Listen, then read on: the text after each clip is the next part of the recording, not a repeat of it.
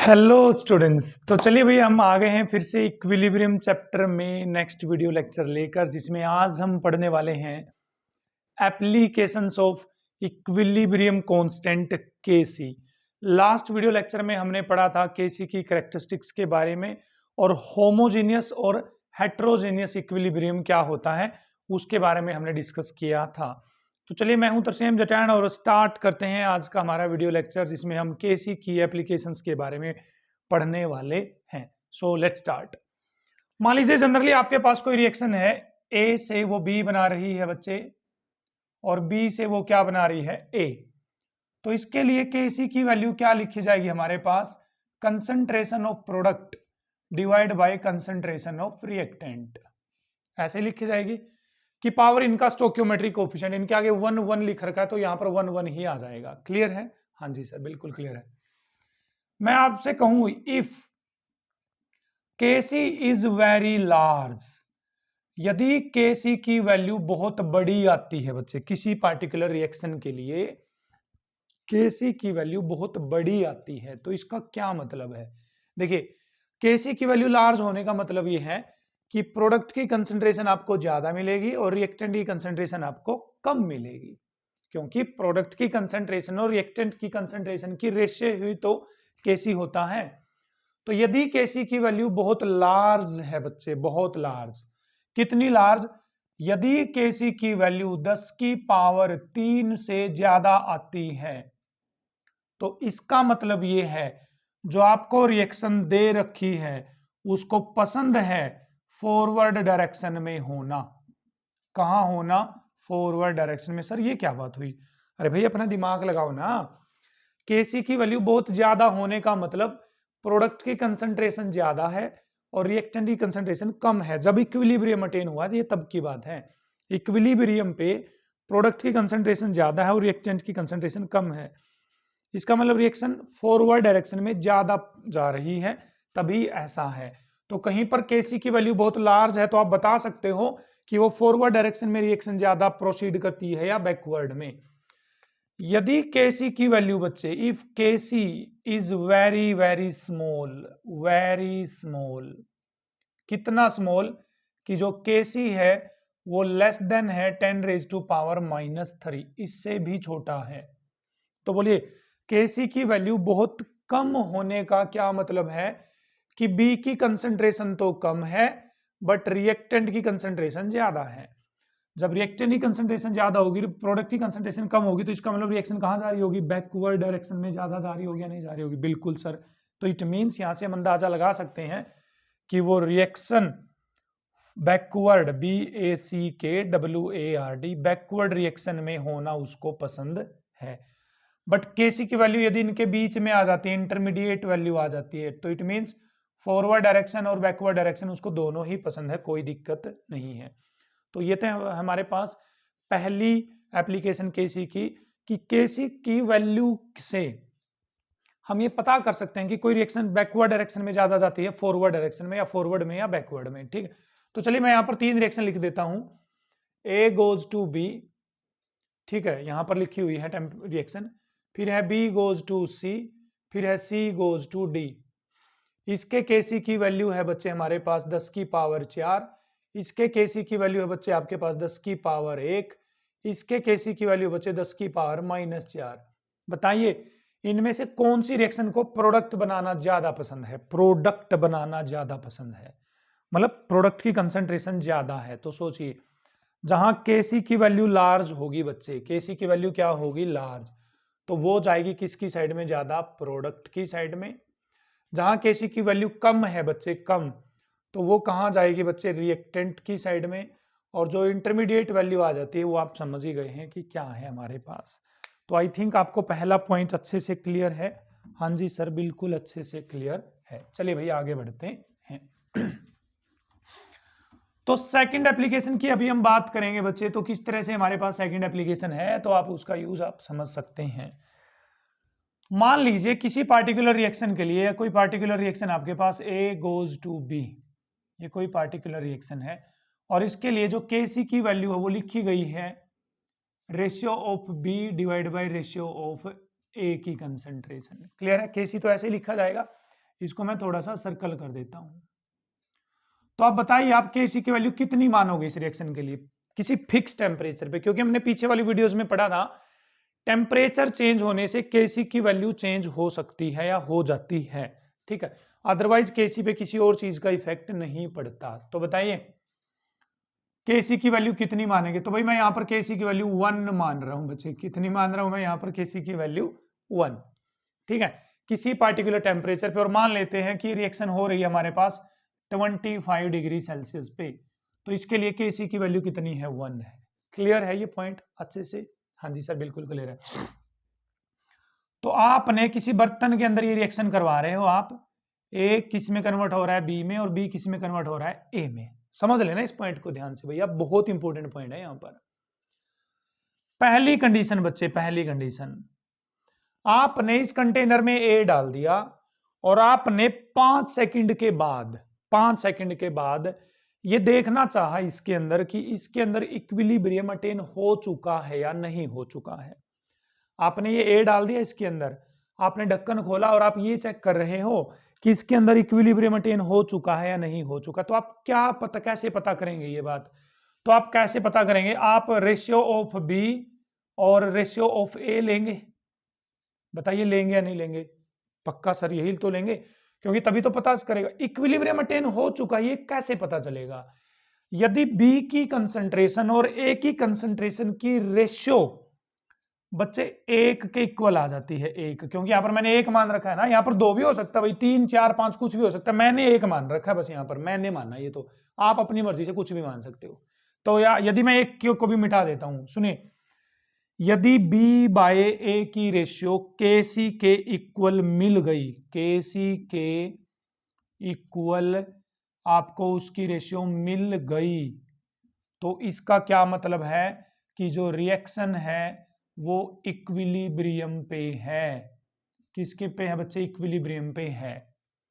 आपने ए डाला था और 5 सेकंड के बाद आपने देखा बी की कंसंट्रेशन और ए की कंसंट्रेशन की जो रेशियो आई वो Kc के इक्वल आ रही है। Kc के इक्वल आ सकती है, नहीं आ सकती है, ठीक। तो इसका मतलब तो रिएक्शन इक्विलिब्रियम पे है। लेकिन सेकंड कंडीशन बच्चे, ऐसा भी तो हो सकता है कि जो कंसंट्रेशन ऑफ बी है और कंसंट्रेशन ऑफ ए है वो लेस देन KCi, ये भी तो हो सकता है, Kc से कम भी तो हो सकती है। यदि इक्विलिब्रियम अटेन नहीं हुआ है तो की बात है ये। By chance, by luck, luckily equilibrium attain हो चुका है तो ये रेशियो Kc के इक्वल आएगी। यदि इक्विलिब्रियम अटेन नहीं हुआ है तो ये वैल्यू या तो Kc से कम आएगी, या ये जो वैल्यू है बच्चे, ये वैल्यू ये Kc से ज्यादा आएगी। किससे ज्यादा आएगी? Kc से। तो यदि ये Kc से ज्यादा वैल्यू है तो इसको Kc तो नहीं बोल सकते ना आप। Kc तो तब बोलेंगे ना जब इसकी वैल्यू Kc के इक्वल आती। तो अब इसको नया नाम दिया जाएगा बच्चे, इसको नाम दिया जाएगा QC। क्या नाम दिया जाएगा? QC, concentration क्योसेंट। Q मतलब क्योसेंट। यहां पर भी इसको क्या नाम दिया जाएगा बच्चे? QC। तो समझिए यहां पर भी इसको क्या नाम दिया जाएगा? QC। तो अब हमारे पास 3 कंडीशन हो गए हैं। पहली है यदि QC Kc के इक्वल आ गया तो रिएक्शन है बच्चे इक्विलिब्रियम पे। सेकंड कंडीशन, यदि QC Kc से कम आ गया। थर्ड कंडीशन, यदि QC Kc से ज्यादा आ गया। तीनों कंडीशन हो सकती है? हाँ जी सर बिल्कुल हो सकती है। तो बताओ, यदि QC Kc से कम आया है तो इसका मतलब प्रोडक्ट की कंसंट्रेशन ज्यादा इस टाइम पे, रिएक्टेंट की कंसंट्रेशन ज्यादा, तो इसकी वैल्यू ना कम आई है बच्चे, कम कम। तो इसका मतलब रिएक्टेंट की कंसंट्रेशन तो ज्यादा है और प्रोडक्ट की कंसंट्रेशन कम है, तभी तो ये वैल्यू कम आएगी ना। इसकी रेशियो किसके इक्वल है? QC के इक्वल, और इसकी वैल्यू आ रही है कम। ये वैल्यू कब, जब कम कब आएगी? जब डिनोमिनेटर में लिखी हुई चीज बड़ी हो जाए और न्यूमिनेटर में लिखी हुई चीज क्या हो जाए? छोटी। अब समझो, इसका मतलब यहां पर इक्विलिब्रियम अटेन नहीं हुआ है।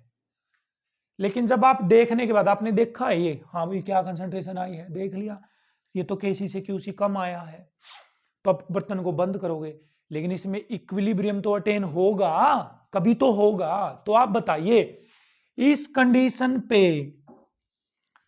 यदि अब आगे जाकर इक्विलिब्रियम अटेन होगा तो बताइए रिएक्शन उस साइड में जाएगी तब इक्विलिब्रियम अटेन होगा या रिएक्शन इस साइड में आएगी तब इक्विलिब्रियम अटेन होगा? सोचो इस बात को। तो सोचो क्यूसी की वैल्यू केसी से छोटी है क्योंकि प्रोडक्ट की कंसंट्रेशन कम है और रिएक्टेंट की कंसंट्रेशन ज्यादा है।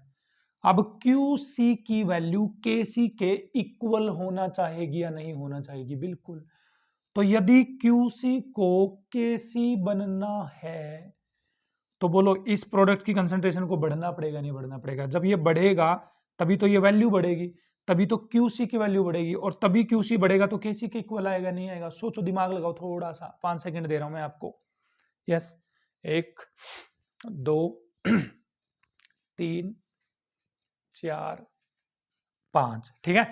तो इसका मतलब यहां पर ए को तो घटना पड़ेगा और बी को बनना पड़ेगा। मतलब यदि ए मतलब रिएक्टेंट घटेंगे और प्रोडक्ट बनेंगे तो रिएक्शन कहां जाएगी बच्चे? फॉरवर्ड डायरेक्शन में। कहां जाएगी? फॉरवर्ड। तो यहां पर रिएक्शन जाएगी बच्चे फॉरवर्ड डायरेक्शन में, ठीक है। बता दिया ना। अब यहां आ जाओ थर्ड पॉइंट पे बच्चे। कहां पे? थर्ड पॉइंट पे। क्यूसी की वैल्यू बड़ी है केसी से। क्यूसी की वैल्यू केसी से बड़ी है, मतलब 1 से बड़ी है ये वैल्यू। तो यदि ये वैल्यू बड़ी है तो इसका मतलब प्रोडक्ट की कंसंट्रेशन तो ज्यादा है और रिएक्टेंट की कंसंट्रेशन कम है। प्रोडक्ट की कंसंट्रेशन ज्यादा और रिएक्टेंट की कंसंट्रेशन कम। हाँ जी सर, ये तो बिल्कुल क्लियर हो रहा है। तो बताइए यदि क्यूसी को अब केसी बनना है, बड़ी वैल्यू को छोटी वैल्यू बनना है तो क्या करना पड़ेगा? प्रोडक्ट की कंसंट्रेशन घटानी पड़ेगी और रिएक्टेंट की कंसंट्रेशन बढ़ानी पड़ेगी ताकि ये वैल्यू 1 के इक्वल आ जाए। किसके इक्वल आ जाए? 1 के इक्वल। क्लियर है ना? तो क्या करना पड़ेगा? प्रोडक्ट घटेंगे तो रिएक्टेंट बनेंगे, रिएक्टेंट बढ़ेंगे तो उस डायरेक्शन में रिएक्शन जाएगी, उस डायरेक्शन में रिएक्शन जाएगी तो ये रिएक्शन कहां प्रोसीड करेगी बच्चे? बैकवर्ड डायरेक्शन में। कहां प्रोसीड करेगी? बैकवर्ड डायरेक्शन में। क्लियर है? तो ये था हमारे पास reaction quotient QC. QC by chance KC के इक्वल आ गया तो समझ लो इक्विलिब्रियम है। क्यूसी यदि केसी से छोटा आ गया तो फॉरवर्ड डायरेक्शन में जाएगी क्योंकि क्यूसी को केसी बनने के लिए आगे जाना पड़ेगा। क्यूसी ग्रेटर देन केसी आ गया तो क्यूसी को पीछे आना पड़ेगा। तो कहां आ जाएगी रिएक्शन? बैकवर्ड डायरेक्शन में आ जाएगी। ठीक है, तो भाई ये पॉइंट आपको क्लियर हुआ है क्यूसी केसी वाला? तो भाई कमेंट में हमें जरूर बताएं कि सर हमें बिल्कुल धड़ल्ले से नहीं, बिल्कुल अच्छे से क्लियर हो गया है। चलिए अच्छी बात है, नेक्स्ट बढ़े चलो। तो चलिए भाई, 2 एप्लीकेशंस हम कर चुके हैं। यदि केसी की वैल्यू बहुत ज्यादा लार्ज है तो रिएक्शन फॉरवर्ड, कम है तो बैकवर्ड, इक्वल है तो इक्वल हो ही जाएगी। और यदि क्यूसी की वैल्यू इक्वल आएगी तो इक्विलिब्रियम पे, क्यूसी की वैल्यू ज्यादा आएगी तो बैकवर्ड आएगा, क्यूसी की वैल्यू कम आएगी तो फॉरवर्ड जाएगी रिएक्शन। ये हम पढ़ चुके हैं। थर्ड एप्लीकेशन पे चलते हैं, calculation of concentrations at equilibrium. Equilibrium पे किसी पार्टिकुलर रिएक्शन के लिए हमें कंसंट्रेशन कैसे पता करेंगे कि रिएक्टेंट की कंसंट्रेशन कितनी है और प्रोडक्ट की कंसंट्रेशन कितनी है? कहां पे बच्चे? इक्विलिब्रियम पे कैसे पता करेंगे? ठीक है, चलिए अच्छी बात है भाई। ये जो पॉइंट अभी मैं करवा रहा हूं बच्चे, ये बहुत बहुत बहुत इंपॉर्टेंट पॉइंट है। जनरली ये बच्चों को समझ में नहीं आता है, लेकिन भाई आज आपको इसको समझाकर ही छोड़ेंगे कि कैसे होने वाला है ये पॉइंट क्लैरिफाई। ठीक है, चलिए बढ़ते हैं। तो मान लीजिए आपके पास कोई जनरल रिएक्शन है, ए गोज टू बी। पहले मैं ये रिएक्शन ले रहा हूं, फिर कॉम्प्लिकेटेड रिएक्शन लेते चलेंगे। अब बहुत सारे एग्जांपल देंगे आज आपको। बताइए इसके लिए केसी कैसे लिखा जाएगा? Concentration of B divide by concentration of A. और ये जो कंसंट्रेशन है ये इक्विलिब्रियम पे होनी चाहिए बच्चे। किस पे होनी चाहिए? इक्विलिब्रियम पे। ठीक है, तो बताइए ये रिएक्शन मैं थोड़ा सा लेफ्ट साइड में लिख देता हूं। ए गोज टू बी जब टाइम टी इक्वल टू 0 था बच्चे, मतलब बिल्कुल शुरू में टाइम टी कितना है? 0। मतलब रिएक्शन शुरू ही नहीं हुई है, रिएक्शन शुरू ही नहीं हुई है। तो जब रिएक्शन शुरू ही नहीं होगी तो क्या उस टाइम पे प्रोडक्ट होगा? कोई नहीं। प्रोडक्ट तो क्या होंगे? 0। क्या होंगे? प्रोडक्ट तो बच्चे 0 ही होंगे। बोलो प्रोडक्ट तो नहीं हो सकता ना उस टाइम पे। रिएक्टेंट कितना होगा? जो रिएक्टेंट की कंसंट्रेशन है, रिएक्टेंट कितना होगा, जो रिएक्टेंट की कंसंट्रेशन है। तो मैं रिएक्टेंट की कंसंट्रेशन को यहां पर सी मान लूं, क्या मान लूं, रिएक्टेंट की कंसंट्रेशन को सी। क्लियर है? हाँ जी सर बिल्कुल क्लियर है। एट इक्विलिब्रियम बच्चे, इक्विलिब्रियम पे क्या हो जाएगा सोचो, ये तो टाइम t इक्वल टू 0 पे है, ए की कंसंट्रेशन कितनी मान ली हमने सी, बी तो उस टाइम पे बना ही नहीं होगा ना, क्योंकि भाई जब रिएक्शन शुरू ही नहीं हुई तो बी तो बन ही नहीं सकता ना, शुरू होने के बाद बी बनेगा ना। तो अब देखो, अब रिएक्शन शुरू हो गई है, तो इसका मतलब ए में से क्या बनना शुरू कर देगा, बी। ए में से क्या बनना शुरू कर देगा, बी। ए में से निकलेगा बी बनेगा, ए में से निकलेगा बी बनेगा, तो ए की कंसंट्रेशन तो कम हो जाएगी। दिमाग लगाओ, ए में से ही बी बन रहा है, तो ए की कंसंट्रेशन क्या हो जाएगी, कम कम कम कम कम हो जाएगी या नहीं हो जाएगी? बिल्कुल। ए की कंसंट्रेशन थी कितनी, सी, और उसमें से कुछ वैल्यू कम हो जाएगी, तो बताओ कितनी वैल्यू कम करोगे आप? एक्स, वाई, जेड, ए, आ, ई, उ, री, ए, आई, ओ, बोलो। तो मान लेते हैं सर एक्स कम हो जाएगी, कितनी कम हो जाएगी, एक्स। तो बताइए बी कितनी बनेगी? जो इसमें से कम हुआ है वही तो बी बनेगा ना। तो देखो इसके आगे एक लिखा हुआ है बच्चे, स्टोकियोमेट्रिक कोएफिशिएंट मेन है भाई यहाँ पर, इसके आगे एक, ये बोल रहा है कि मेरा एक टूटेगा तो तेरा एक बनेगा, मेरे दो टूटेंगे तेरे दो बनेंगे, मेरे तीन टूटेंगे तेरे तीन बनेंगे, क्योंकि इक्वल नंबर है ना आगे, इक्वल। तो यदि इसका x टूटा है बच्चे, x, इसमें से x कम हुआ है, तो बोले ये x ही तो बनेगा, क्या बनेगा, ये x। आ गई? बिल्कुल सर, ये तो समझ में आ गया सर हमें, अगली रिएक्शन से और भी अच्छे से क्लियर हो जाएगा आपको। तो बताइए लिखिए Kc कैसे लिखा जाएगा। कंसंट्रेशन ऑफ बी, बच्चे बी की कंसंट्रेशन कितनी है, x। इक्विलिब्रियम पे लेनी पड़ेगी ना ये कंसंट्रेशन, इक्विलिब्रियम वाली, तो इक्विलिब्रियम पे इसकी कंसंट्रेशन कितनी है, x divide by concentration of A की कंसंट्रेशन कितनी है बच्चे, c माइनस एक्स। तो यहां से हम क्या कैलकुलेट कर सकते हैं बच्चे, वैल्यू ऑफ x कैलकुलेट कर सकते हैं। यदि आपको इनिशियल कंसंट्रेशन दे रखी है ए की और Kc की वैल्यू दे रखी है, तो आप x कैलकुलेट कर सकते हो, ठीक है। हाँ जी सर, अब तो सर छोड़ने नहीं वाले हम इसको। चलिए कोई दूसरी रिएक्शन लेते हैं बच्चे, जनरल रिएक्शन इसी तरह की लेते हैं। तो बोलिए, मान लेते हैं अब की बार ए से बी बन रहा है, लेकिन 2b बन रहे हैं अब की बार, क्या बन रहे हैं बच्चे, 2b। तो बताइए इसके लिए Kc कैसे लिखा जाएगा, Kc कंसंट्रेशन ऑफ बी की पावर कितना आ जाएगा, 2। देखो 2 पीछे वाली वीडियो में सीखा था हमने, ए की कंसंट्रेशन, ए की कंसंट्रेशन। तो बोलो ऐसे ही करते चलेंगे जैसे हमने यहां पर किया, मैं बिल्कुल सिंपल रिएक्शन से आपको कॉम्प्लेक्स रिएक्शंस की तरफ लेके जा रहा हूं धीरे धीरे, ठीक है। चलिए, at time t is equal to 0 बच्चे, जब टाइम t कितना था, 0, तो b तो उस टाइम पे बना ही नहीं था, तो b की तो वैल्यू क्या आ जाएगी, 0।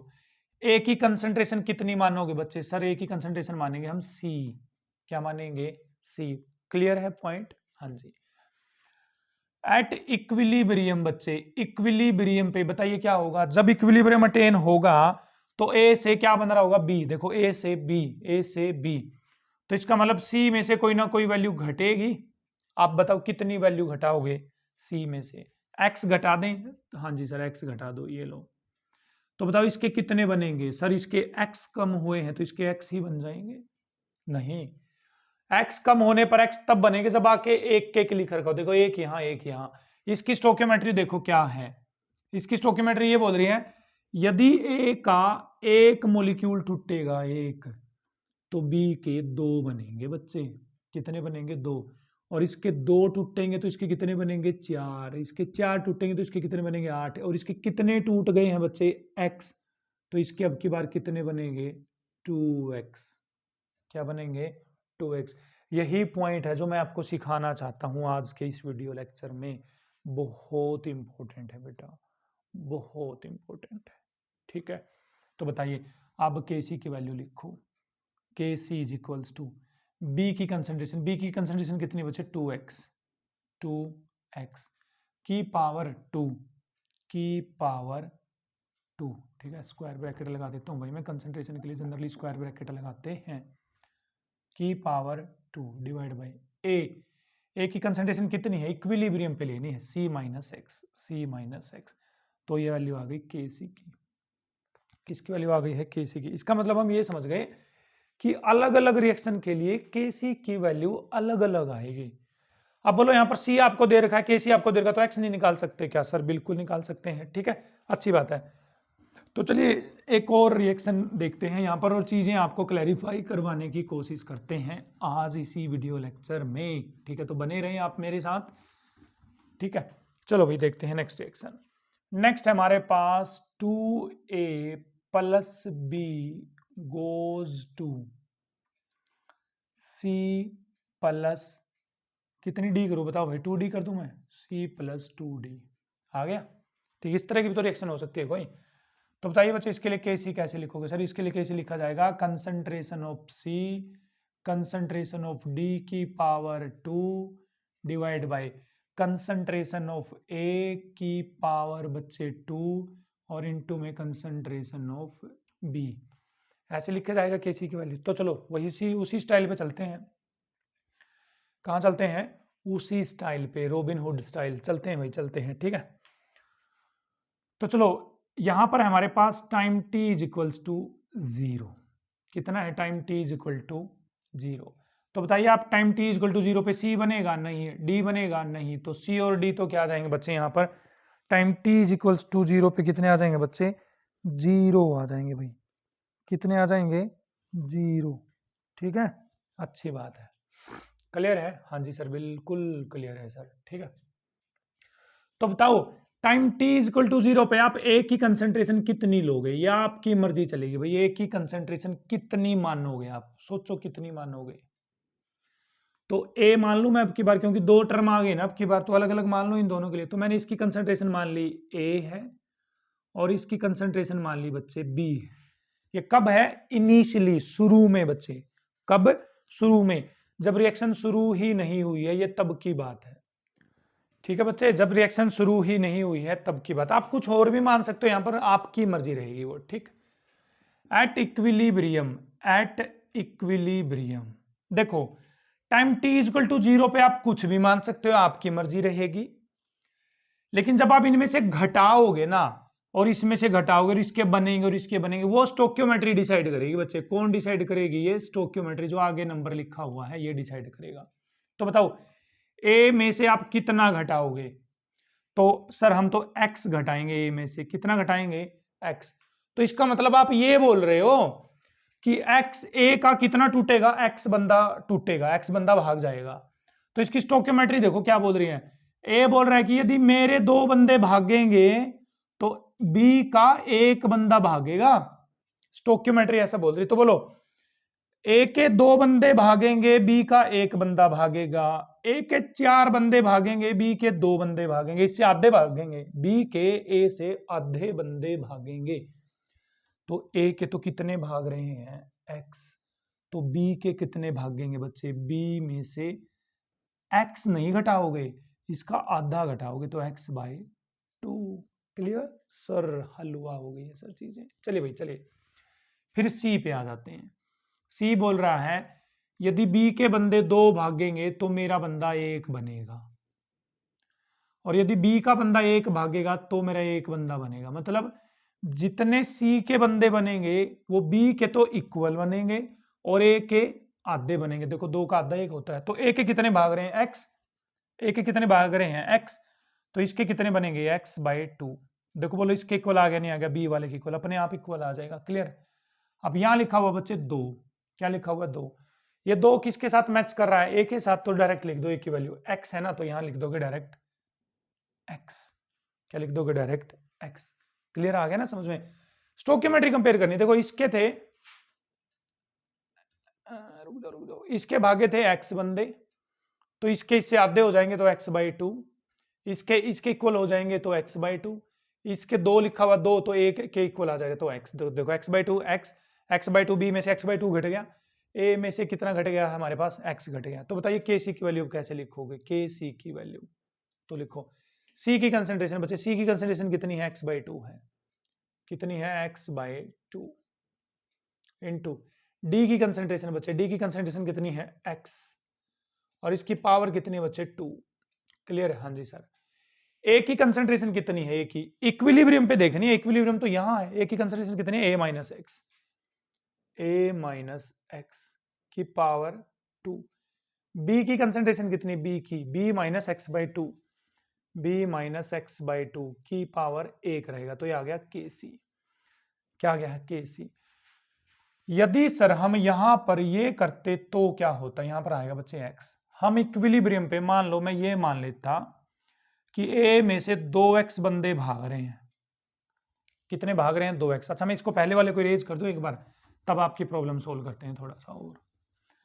कहां पर, एट इक्विलिब्रियम ए में से कितने बंदे भाग रहे बच्चे, 2x। तो बी में से कितने भागेंगे ये पता करना है सर हमें। तो अरे सोचो आसान है, यदि इसके 2 भागेंगे तो इसका आधा भागेगा, उसमें से 2 का आधा 1। इसके 2x भाग रहे हैं तो इसके कितने भागेंगे, x भागेंगे। और इसका 1 किसके साथ मैच होता है, इसके साथ, तो इसके x भाग रहे तो इसके x बनेंगे। इसका 2 किसके मैच होता है, इसके साथ, इसके 2x भाग रहे तो इसके 2x बनेंगे। तो उस टाइम पे भी कैसे लिख सकते हो आप, क्या, C की कंसंट्रेशन, C की कंसंट्रेशन कितनी बचे, x की पावर 1 आ जाएगा। D की कंसंट्रेशन, D की कंसंट्रेशन कितनी बचे, 2x की पावर कितना आ जाएगा, 2 आ जाएगा। A की कंसंट्रेशन, A की कंसंट्रेशन कितनी बचे, A minus 2x, A minus 2x की पावर कितना आ जाएगा, 2। बी की कंसंट्रेशन बच्चे, बी की कंसंट्रेशन कितनी बचे, बी माइनस एक्स, तो बी माइनस एक्स। ये वैल्यू दोनों सेम है, इसमें कोई फर्क नहीं है, ये घर पे बैठ के आप सोच लेना। भाई इसका स्क्वायर करके करोगे, इसका स्क्वायर करके कॉमन निकालोगे तो ऊपर से ऊपर कट जाएगा और केसी दोनों क्या आ जाएंगे, सेम आ जाएंगे। तो आई होप अब आप किसी भी पार्टिकुलर रिएक्शन के लिए इस तरह से केसी डिटरमाइन कर सकते हो। चलिए एक लास्ट रिएक्शन और ले लेते हैं कि किस तरह से केसी डिटरमाइन करेंगे। तो चलिए बच्चे हमारे पास रिएक्शन आ गई है, A goes to B plus C. तो बोलो आसान हो जाना चाहिए अब आपके लिए। के सी क्या हो जाएगा, concentration of B into concentration of C divide by concentration of A। Clear है, हाँ जी सर। तो बताइए at time t is equal to 0, time t 0 है तो इसकी कंसंट्रेशन क्या मान लूं मैं, C मान लूं। तो ये क्या रहेगा उस टाइम पे 0, उस टाइम पे क्या रहेगा 0। एट इक्विलिब्रियम, इक्विलिब्रियम पे बताओ सी में से कितना घटाओगे आप, सर हम तो एक्स घटाएंगे, ये लो। तो इसके सामने भी एक लिखा हुआ है, इसके सामने भी एक लिखा हुआ है, इसके सामने भी एक लिखा हुआ, तो बोलो इसका एक भागेगा तो इसका एक बनेगा, इसका एक्स भागेगा तो इसका एक्स बनेगा, इसका एक भागेगा तो इसका एक बनेगा, इसका एक्स भागेगा तो इसका कितना बनेगा बच्चे, एक्स बनेगा। तो बताइए के सी की वैल्यू किस तरह से आ जाएगी, बी की कंसंट्रेशन कितनी है, एक्स, C की कंसंट्रेशन कितनी है बच्चे, x डिवाइड बाई A की कंसंट्रेशन कितनी बच्चे, C माइनस एक्स। C नहीं लेनी, वो तो इनिशियल है, ये तो इक्विलिब्रियम पे लेनी पड़ेगी ना, तो C minus x, C minus x. तो यहां से आ जाएगा KC कुछ इस तरह से, ठीक है। तो आई होप आप KC निकाल लेंगे आप किसी भी रिएक्शन के लिए। हम पढ़ रहे हैं एप्लीकेशंस ऑफ KC। चलिए प्रोसीड करते हैं, कुछ न्यूमेरिकल्स कर लेते हैं वही इससे रिलेटेड, ताकि आपको कोई प्रॉब्लम फेस ना करनी पड़े। तो चलिए स्टूडेंट्स देखते हैं इस क्वेश्चन को। द वैल्यू ऑफ केसी, आपको केसी की वैल्यू दे रखी है 4.24 एट 800 केल्विन, 800 केल्विन टेम्परेचर है, ठीक है। इस रिएक्शन के लिए दे रखी है आपको केसी की value. Initial concentration of carbon monoxide, CO की इनिशियल कंसंट्रेशन और वाटर की इनिशियल कंसंट्रेशन, दोनों की इनिशियल कंसंट्रेशन दे रखी है 0.1, मतलब शुरू वाली कंसंट्रेशन। तो आपको क्या करना है, इक्विलिब्रियम पे इन चारों की कंसंट्रेशन निकालनी है। किस पे निकालनी है, इक्विलिब्रियम पे इन चारों की क्या कंसंट्रेशन होगी। तो हमें सिंपल सा मतलब है केसी का एक्सप्रेशन निकालना पड़ेगा। तो केसी का एक्सप्रेशन क्या होगा बच्चे, CO2 की कंसंट्रेशन इनटू में H2 की कंसंट्रेशन डिवाइड बाय CO की कंसंट्रेशन इनटू में पानी की कंसंट्रेशन। आपके मन में ये डाउट नहीं आना चाहिए कि सर पानी तो प्योर लिक्विड होता है, उसकी कंसंट्रेशन तो 1 मानेंगे, नहीं। यहाँ पर पानी के ब्रैकेट में गैस लिख रखा है उन्होंने, ठीक है। तो चलें at time t is equal to 0 बच्चे, इनिशियली शुरू में CO की कंसंट्रेशन, अब आप ए नहीं मान सकते, इन्होंने दे रखी है CO की कंसंट्रेशन कितनी दे रखी है 0.1, तो यहां मानोगे आप 0.1। पानी की कंसंट्रेशन भी कितनी दे रखी है 0.1, तो यहां पर भी मानोगे 0.1। क्लियर। तो शुरू में बच्चे ना तो CO2 बना होगा ना ही H2 बनी होगी, तो इनकी कंसंट्रेशन क्या हो जाएगी 0। एट इक्विलिब्रियम, एट इक्विलिब्रियम बताओ इसमें से कितना घटाओगे आप, कितना घटाओगे।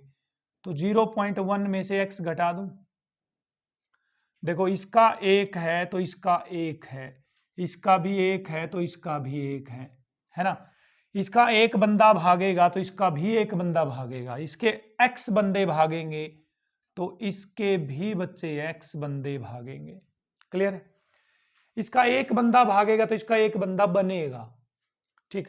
इसका x बंदा भागेगा तो इसका x बंदा बनेगा, इसका एक बंदा भागेगा, इसका एक बंदा बनेगा। किसी के साथ भी कंपेयर कर सकते हो, वो कोई दिक्कत नहीं। इसको इसके साथ, इसको इसके साथ, इसको इसके साथ, इसको इसके साथ, किसी को किसी के साथ, ठीक।